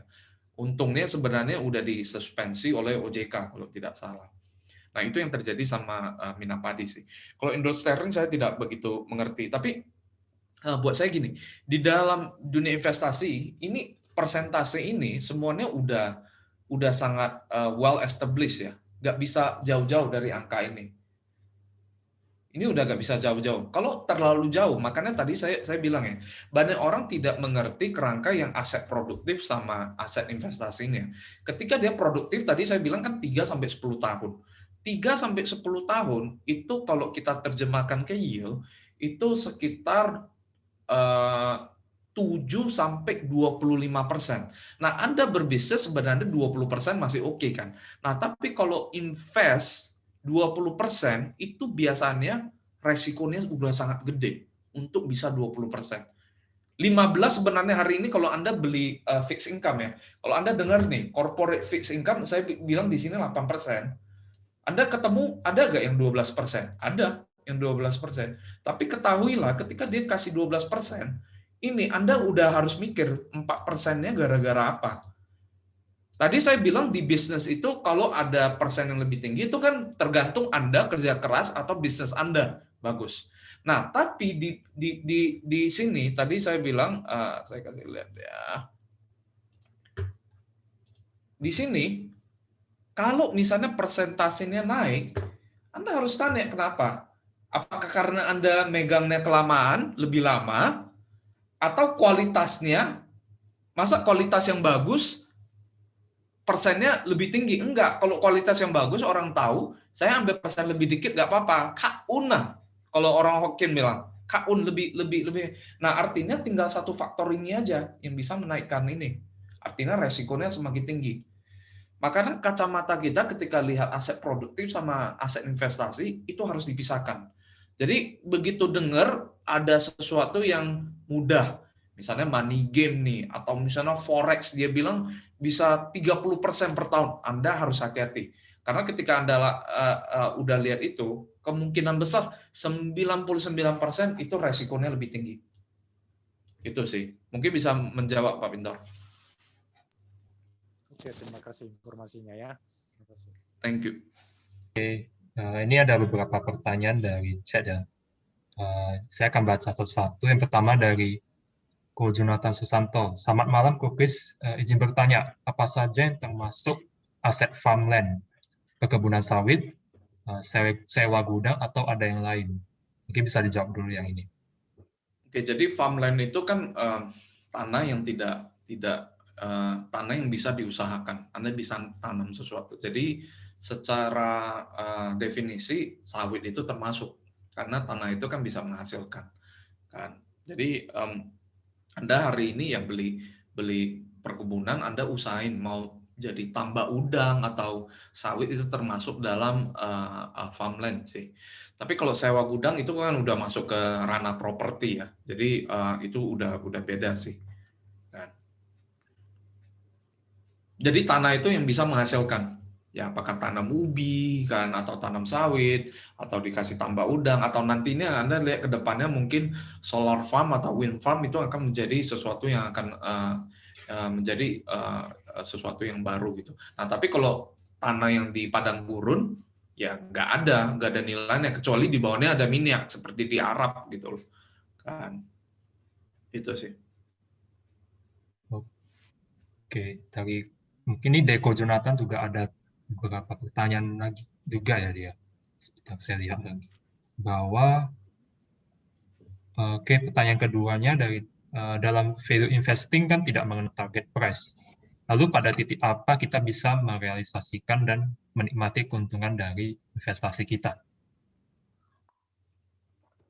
Oke, jadi ini kan kerangka yang kita pakai kan. Jadi kalau kita lihat di sini tidak ada target price di sini. Karena kalau Anda beli sesuatu 1.000, target price-nya 2.000. Nah, sekarang pertanyaannya di 2.000 Anda capai dalam berapa tahun?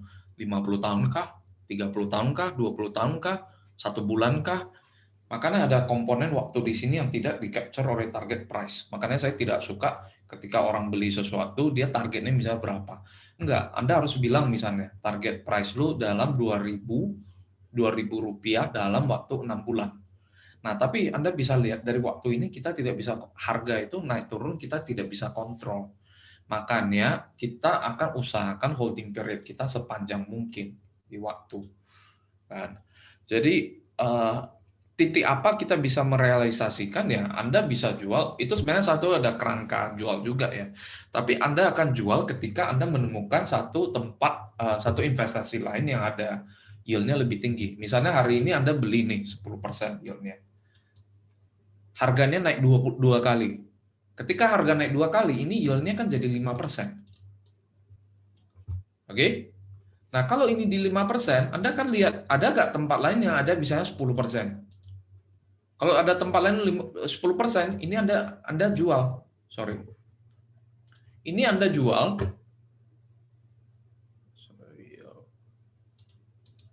Anda jual, Anda pindahin ke yang 10%. Target price-nya ini misalnya dari 1.000 kan jadi 2.000. Ketika Anda jual ini, Anda pindahin ke sini, ini tidak ada relevansinya. Makanya target price saya tidak akan pakai di sini. Itu adalah konsep di dalam trading. Kan? Makanya ini ketika meresap masuk ke dalam komunitas investasi, itu akan merusak kerangkanya. Jadi buat saya jauh lebih bagus kalau kita pakai sistem yield ini. Ya. Anda akan perhatikan di dunia saham hari ini hampir tidak ada orang mengajarkan sistem yield, padahal ini yang seharusnya buat saya digunakan. Jadi dalam setiap kita melihat satu aset investasi, saya selalu lihatnya yield, kan? Padahal di luar itu orang pakai apa? PI-nya 12 kali, 15 kali. Itu susah sekali. Tapi kalau begitu kita pakai yield, ini bakal jauh lebih make sense. Nah, beda dengan produktif ya. Produktif buat saya tetap paling bagus kita pakai berapa lama balik modalnya. Itu sih.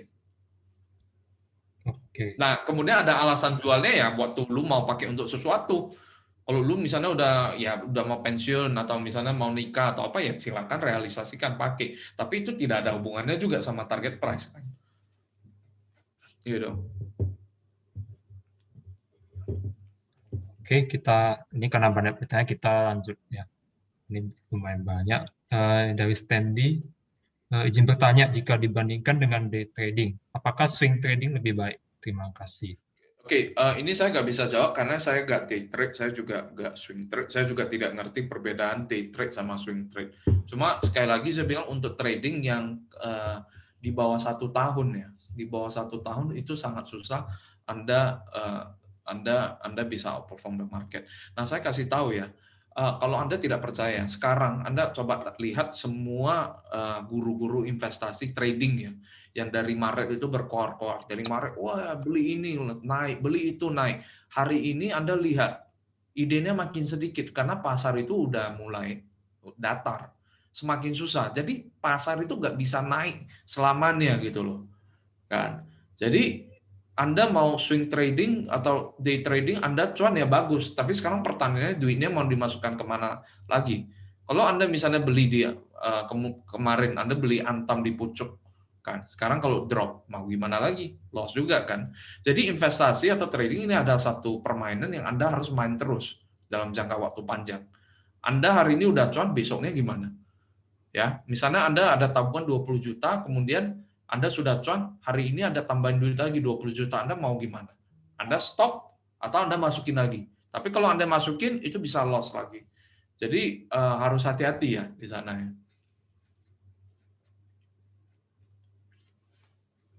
Oke, kita lanjut ya. Ini dari saudara Maika.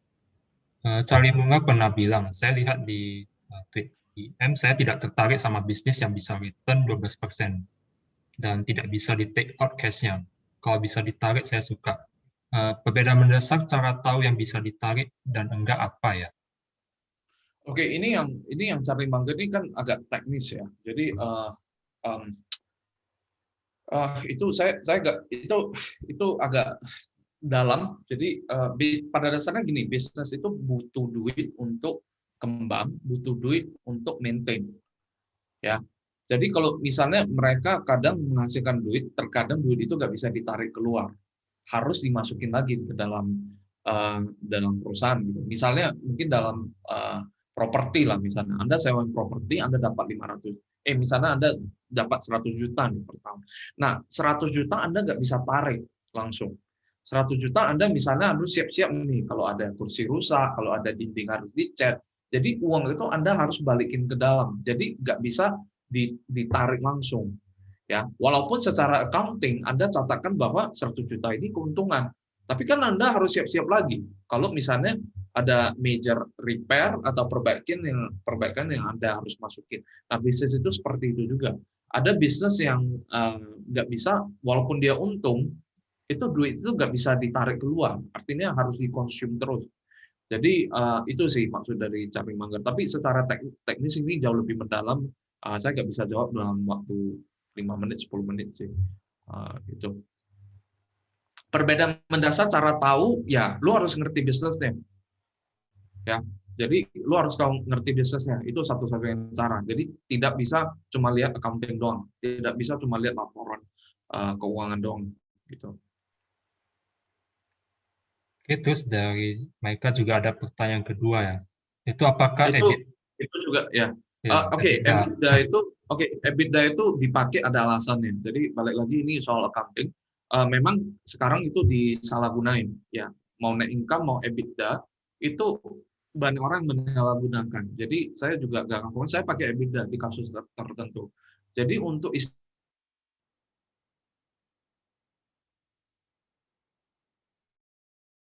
Jadi EBITDA saya percaya itu satu bisa sangat bagus digunakan di perusahaan di mana aset itu tidak nilai buku itu tidak begitu penting di dalam genre perusahaan yang mungkin seperti Starbucks, mungkin seperti Nike. Tapi kalau Anda pakai di misalnya perusahaan telekom atau perusahaan tower ya, EBITDA itu ya itu jelek, jangan dipakai di sana karena bukan dipakai di konteks seperti itu. Kan. Oke, terus ini dari Jonathan ternyata ada pertanyaan ketiga ya. Asuransi masuk di bagian aset bukan, Chris? Asuransi itu sebenarnya sebenarnya nggak masuk di kerangka ini sih, tapi asuransi itu masuk yang namanya hedging atau proteksi. Jadi itu sebenarnya keluar di bagian yang namanya biaya sebenarnya. Konsumsi lah sebenarnya untuk menjaga supaya untuk melindungi nilai aset kita. Jadi lebih ke konsumsi. Tapi saya rasa asuransi kerangka saya yang seperti ini tidak begitu cocok dimasukin. Tapi asuransi itu sifatnya adalah cost atau biaya. Ya, jadi jangan banyak orang mengatakan, oh saya beli asuransi return-nya bisa berapa persen. Asuransi itu tidak punya return. Sama seperti Anda beli asuransi mobil, mana bisa cuan. Asuransi mobil tiap tahun kan hangus kan, karena itu biaya. Nah, kalau Anda menemukan asuransi ada return-nya, karena itu sudah dipadukan dengan yang namanya unit link. Jadi itu mereka ngambil reksadana, kemudian asuransi digabungin. Nah, jadi penghasilan dari reksadana dipakai untuk menutupi biaya asuransi ini. Jadi Anda merasa tidak hangus. Nah, akibatnya, misalnya asuransi yang misalnya cuma 10 juta, mungkin dijual ke Anda 100 juta. Jadi 90 jutanya dipakai dimasukin reksadana, biayanya dibayar untuk yang 10 juta ini. Ya, jadi Anda sekarang itu udah banyak yang menerbitkan asuransi term ya, yang hangus. Jadi saran saya kalau Anda beli asuransi, beli yang bisa hangus, yang tahunan. Anggap aja itu sebagai biaya sama seperti asuransi mobil. Oke, jadi itu ya asuransi itu tidak cuma itu ada konsumsi berarti ya. Terus ini untuk ada pertanyaan dari Run. Apakah P2P termasuk investasi karena banyak menjanjikan return di atas 15% dan dapat izin dari OJK juga? Oke, P2P gini, Anda kalau mau lebih detailnya Anda bisa lihat video YouTube saya. Kenapa saya tidak akan investasi di P2P lending? Ya, itu saya udah jelaskan secara detail. Nah, jadi buat saya itu satu P2P Anda perlu diversifikasi karena tingkat gagalnya cukup tinggi. Kedua, dari segi perpajakan P2P itu sangat mahal, ya progresif. Ya, jadi itu kalau nggak salah, kalau Anda ya bracketnya kalau Anda yang tinggi itu bisa 20-30%. Jadi setelah perpajakan itu sangat tinggi. Jadi ini ya, kalau ada satu range ya di mana P2P itu make sense, yaitu ketika Anda pendapatan Anda sekitar 80 juta sampai 200 juta setahun. Kalau pendapatan Anda 80 sampai 200 juta setahun, Anda invest di P2P, ya bagus. Tapi kalau di atas 200 juta, pajaknya 30%, 20 sampai 30%, mahal. Makanya lebih bagus jangan. Kalau di bawah 80 juta, Anda tidak bisa mendiversifikasi resiko Anda. Artinya tingkat gagal bayarnya tinggi. Dan Anda hati-hati ya. Kalau Anda lihat definisi P2P, seakan-akan dibuat sama seperti NPL-nya bank. Saya udah cek sampai di dalam, itu tidak seketat bank. Jadi NPL-nya itu bisa buat saya lebih tinggi sih tingkat gagalnya daripada apa yang tertulis gitu. Nah, soal OJK atau apa, OJK hanya memberikan guideline. Saya udah baca itu peraturan OJK, itu tidak ada sanksi. Jadi kalau misalnya ada yang susah atau sanksinya itu jauh lah dari perbankan gitu.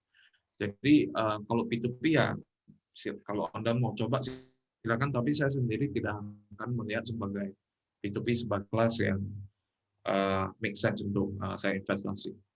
Gitu. Oke, gitu jawabannya ya. Terus ini ada pertanyaan dari Stella Suherman ya. Halo Kokis, aku ada pertanyaan mengenai Bitcoin. Kenapa Bitcoin tidak tergolong dalam investasi?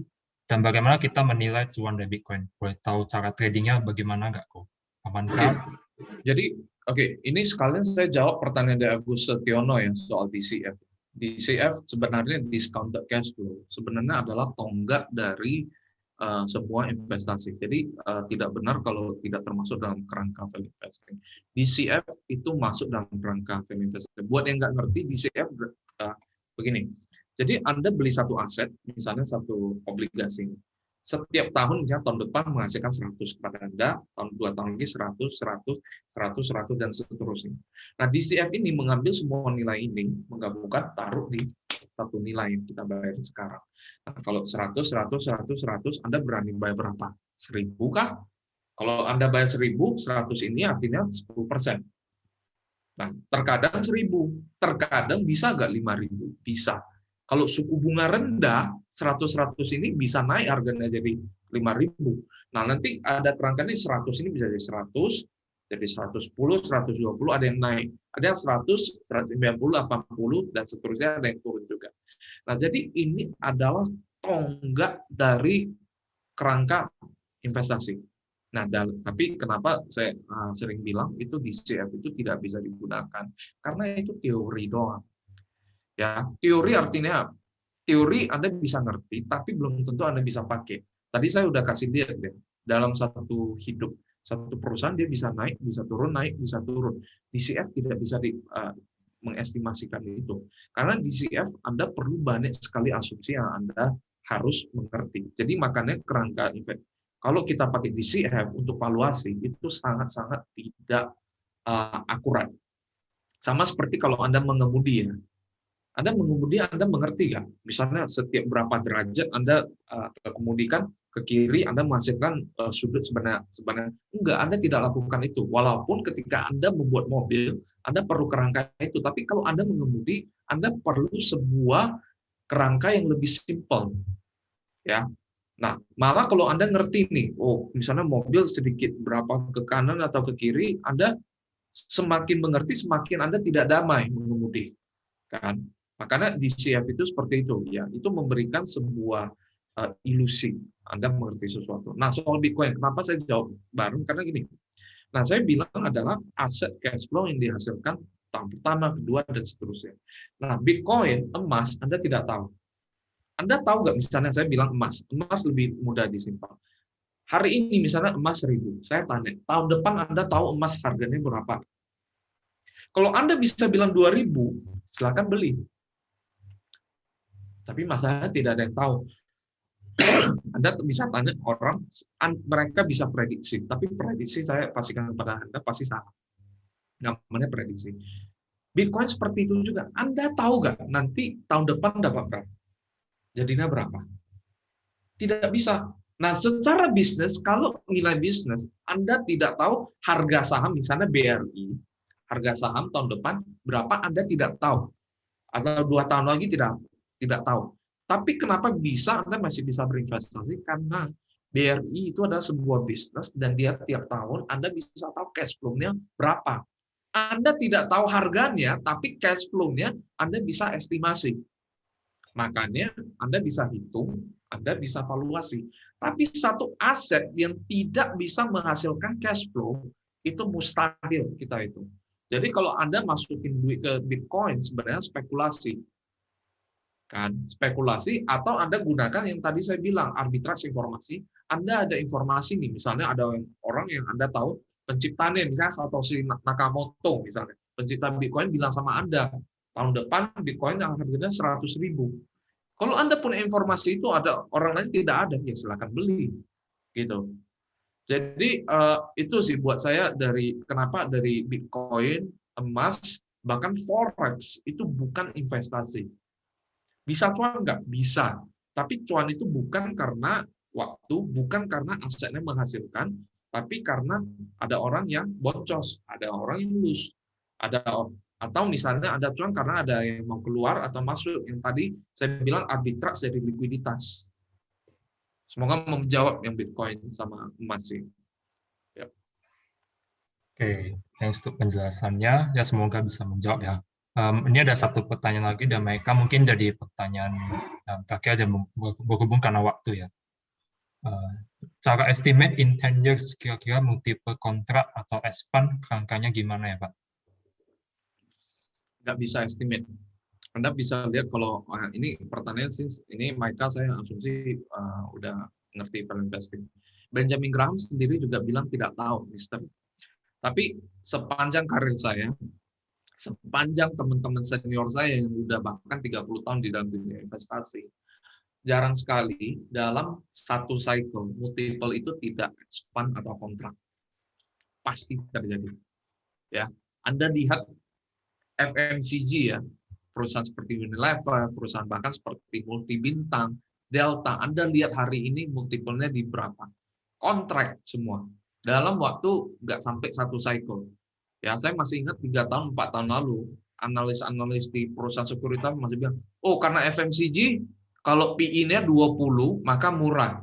Saya bilang itu nggak pernah benar. Akhirnya sekarang lu lihat, Delta itu sekarang PI-nya udah 7 kali.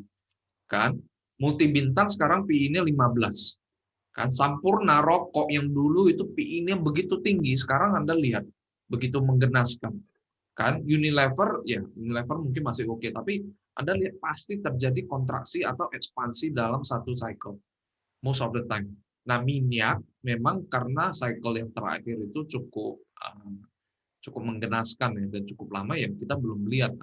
Tapi Anda bisa lihat orang-orang yang invest di perusahaan minyak kemarin waktu krisis, ya selama 1-2 bulan terakhir cukup cuan sih. Jadi multiple contraction dan expansion itu kita tidak bisa kontrol, sama seperti pergerakan harga. Itu tidak ada yang tahu. Tapi kalau kita yakin sama fundamentalnya, biasanya kalau kita punya waktu, balik lagi ya, waktu ya, time-nya, kita bisa make money di sana. Dari arbitrage, dari waktu doang. Itu sih, semoga membantu. Oke, thank you. Semoga bisa menjawab ya. Mungkin saya buka untuk satu lagi pertanyaan ya, bumbung waktu. Satu lagi pertanyaan dari teman-teman. Mungkin ada?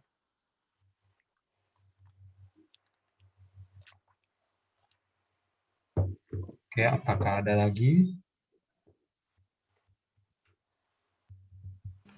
Oke, kalau nggak ada nih, mungkin saya sendiri mungkin ada pertanyaan sih untuk Pak Kris. Mungkin ada banyak yang bertanya soal faktor eksternal ya, tapi kali ini mungkin sebagai pertanyaan penutup, saya ingin bertanya untuk yang faktor internal ya. Mungkin kita kan misalnya ada orang-orang yang mungkin dia itu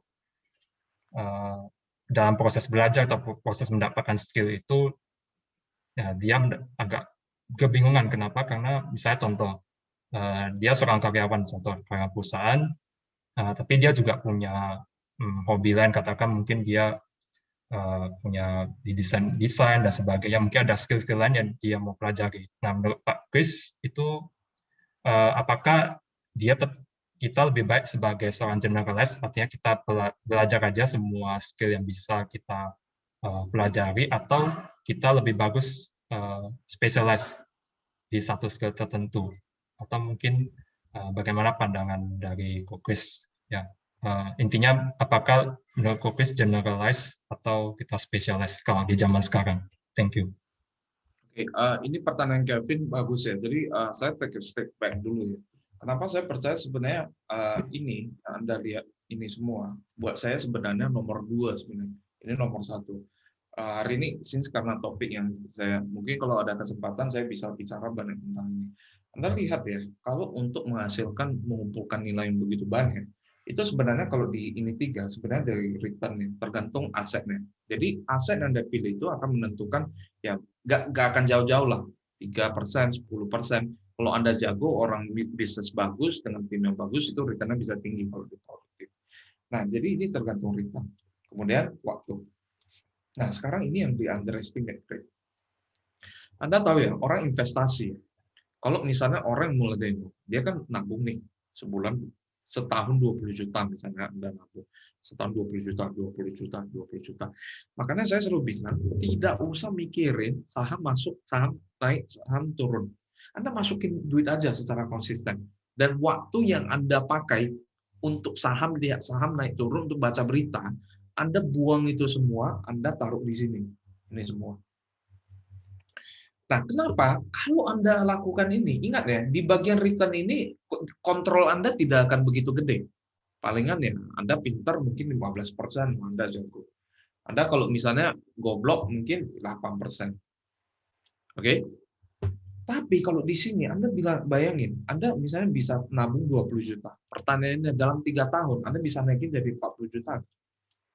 Nah, Anda harus mikir, jauh lebih mudah untuk melakukan ini. Terutama Anda mulai dari karir dari bawah. Nah, kalau Anda udah 40, mikir lagi, dalam 10 tahun Anda bisa dapat. Ini semua di dalam kontrol Anda. Jadi kalau misalnya Anda mulai dari saving, nabung 10 juta, dalam 10 tahun Anda bisa nabung 100 juta, itu sudah sangat luar biasa. Itu 10 kali lipat. Artinya dari segi return ini, yang ini ini statik ya, 8-15%. Itu cuma tektok doang. Tapi kalau Anda bisa 20 ke 100, itu karir itu Anda kalau Anda benar-benar kerja dengan serius, ini semuanya Anda jaga, itu sesuatu yang bisa dilakukan. Nah, oke, pertanyaan soal generalisasi sama spesialisasi. Saya bilang tergantung. Ya. Kalau Anda dokter, saya mau Anda spesialisasi. Kan, masa saya sakit jantung, saya cari dokter yang generalis, saya pasti bayar yang spesialis gitu. Kan? Jadi tergantung juga. Tapi kalau Anda secara pebisnis atau misalnya Anda bekerja di tempat yang sifatnya areanya open-ended. Open-ended itu ada kegiatan yang istilahnya open-ended, misalnya di dalam bisnis itu open-ended. Misalnya kalau ketika Anda programming itu inovasi itu open-ended, education itu open-ended, ya. Yang tidak open-ended misalnya main catur itu close-ended. Itu catur itu udah jelas peraturan semuanya. Atau misalnya kayak dokter gigi, most of the time itu udah close-ended. Nah, itu spesialisasi. Nah, kalau yang di open-ended atau ada satu istilah yang dinamakan infinite game. Ini Anda bisa Google ya. Infinite game ini adalah sesuatu, ini kata dipopulerkan oleh Simon Sinek.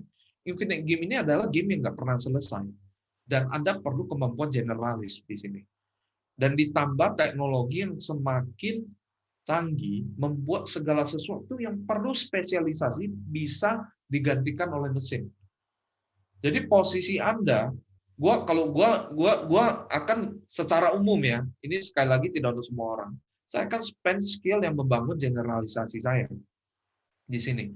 Dan kebanyakan yang namanya skill generalisasi adalah ketika Anda buat saya komunikasi sama teamwork, sama rekan kerja, bekerja di dalam tim itu penting sekali di dalam dunia teknologi sekarang. Ya, ada satu buku Anda bisa lihat di Instagram, ini namanya Range. Range ini dia cerita gimana dunia masa depan akan didominasi oleh orang-orang yang generalisasi, orang-orang yang mengerti multiple domain. Jadi dia bukan mengerti finance doang, tapi misalnya mengerti finance dan psikologi. Dia cuma tidak mengerti medical doang, tapi medical dan misalnya matematika, atau misalnya musik dan arsitek gitu. Jadi Anda akan lihat bahwa generasi ke depan itu penting sekali Anda punya 2 sampai 3 domain yang Anda benar-benar jago. Dan untuk menyatukan semua ya, itu tadi saya bilang kemampuan komunikasi Anda. Anda lihat di perusahaan ya. Perusahaan kan ada yang namanya CEO, CFO, CTO, yang C-level itu semua, mereka bisa sampai di tahap itu, di posisi itu, bukan karena spesialisasi mereka. CFO atau Chief Accounting Officer, itu mereka bukan karena mereka jago finance, atau mereka jago accounting, tapi mereka jago manage tim finance. Mereka jago manage tim accounting. Jadi yang mereka memanage itu cara kerja mereka. Jadi mereka bisa sampai di atas ya gara-gara skill generalisasi mereka. Karena perusahaan itu sebenarnya ya infinite game juga. Jadi Anda akan lihat itu spesialisasi itu akan masuk mungkin ke lebih ke consulting ya. Jadi misalnya Anda lebih ke tim audit misalnya, orang spesialis audit ya itu Anda perlu ya spesialisasi. Tapi secara umum ya, gua akan ngejar lebih banyak ke generalisasi. Ya, kata Hui bilang T-shaped person, bukan T sih sebenarnya. Kalau T itu kan mungkin lebih ke M sekarang. M. Ya. Kalau T kan cuma satu doang, kemudian rata di atasnya. Kan? Kalau M itu dia rata atas, tapi ada paling sedikit 3 nih bisa nancap gitu. Jadi nggak cukup cuma satu sih, ya mungkin perlu 3 gitu. Nah, investment itu sebenarnya itu generalisasi, nggak bisa spesialisasi. Anda perlu mengerti finance, Anda perlu mengerti sejarah, Anda perlu mengerti psikologi. Itu sih. Semoga menjawab, Kevin. Oke, menjawab banget. Thank you untuk Kokris. Itu buku range-nya juga saya baca dari Instagram Kokris sih, rekomendasinya. Jadi thank you untuk jawabannya. Jadi ya berhubung waktu ya saya yakin mungkin banyak pertanyaan, tapi kalau ada pertanyaan lagi bisa mungkin DM ya ke Instagram kita biar nanti pertanyaannya bisa dititip mungkin ke Kokris. Oke. Jadi thank you Kokris buat sharingnya hari ini, sangat memberkati dan saya yakin juga jadi blessing untuk semua teman-teman di sini.